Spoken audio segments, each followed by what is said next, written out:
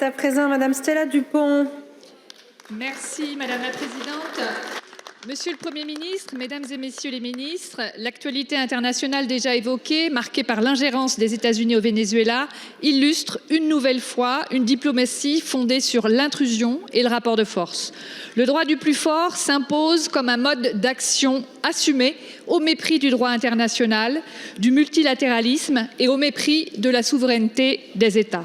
Cette logique n'est pas sans conséquence pour nos propres intérêts, ceux de l'Europe bien entendu, et y compris pour nos propres intérêts économiques. Les États-Unis figurent parmi les tout premiers acheteurs de vins et spiritueux français et disposent à ce titre d'un levier de pression considérable sur une filière déjà fragilisée. Dans un contexte de menaces commerciales récurrentes et de possibles droits de douane, la crise viticole française devient un enjeu stratégique de souveraineté économique et de souveraineté culturelle. La balance commerciale des échanges français de vins et spiritueux pèse près de 15 milliards d'euros et représente 70% de la balance agroalimentaire française. Madame la ministre de l'Agriculture, vous avez annoncé un plan national de sortie de crise et demandé la mobilisation de la réserve de crise européenne en faveur des viticulteurs français, en complément de la solidarité nationale. Or, je me suis récemment entretenue avec des organisations professionnelles nationales et avec des vignerons du Maine-et-Loire. Ils ont entendu les mesures que vous avez annoncées fin novembre. Mais quid, Madame la ministre, de leur concrétisation ? Quel calendrier pour accéder en urgence aux prêts structurels garantis par BPI France ? Comment accéder, quel calendrier, pour accéder à la nouvelle enveloppe de 130 millions d'euros pour l'arrachage définitif ? Et pour accéder à l'allègement des charges sociales. Je sais que certaines mesures nécessitent le vote d'un budget 2026 intégrant le financement de ces dites mesures, mais d'autres peuvent être engagées sans attendre, d'autant plus que certains domaines viticoles, certaines coopératives et acteurs de la filière ne peuvent plus attendre. Merci, je vous remercie beaucoup, Madame la députée. La parole est à Annie Genevard, ministre de l'Agriculture. Merci, Madame la députée.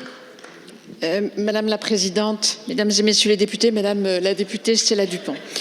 Les très grandes difficultés des viticulteurs, je les connais depuis le premier jour de mon arrivée à ce ministère.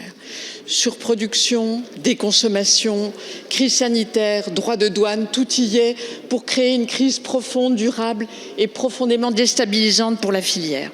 C'est pour faire renaître l'espoir dans la filière viticole qui souffre d'un manque de perspective depuis de nombreuses années que je me suis battue pour apporter des réponses rapides. Tout d'abord, je vous confirme que le gouvernement a bien décidé de consacrer une enveloppe de 130 millions d'euros de crédits nationaux destinés à l'arrachage de vignes pour répondre structurellement à la surconsommation, à la surproduction, afin de poursuivre l'adaptation du potentiel viticole à un marché intérieur. Cet engagement sera tenu. Toutefois, il faut que je vous rappelle, Madame la députée, que sa base juridique nous sera fournie par l'adoption du paquet vin à Bruxelles, que j'espère imminent. J'ai annoncé également la prolongation en 2026 des prêts de consolidation garantis par BPI France en les élargissant en effet aux coopératives. Nous pourrons les débloquer dès que la France aura un budget, le plus rapidement possible. Ces mesures que la profession attend, que j'ai annoncé au mois de décembre, il faut un budget pour les déployer.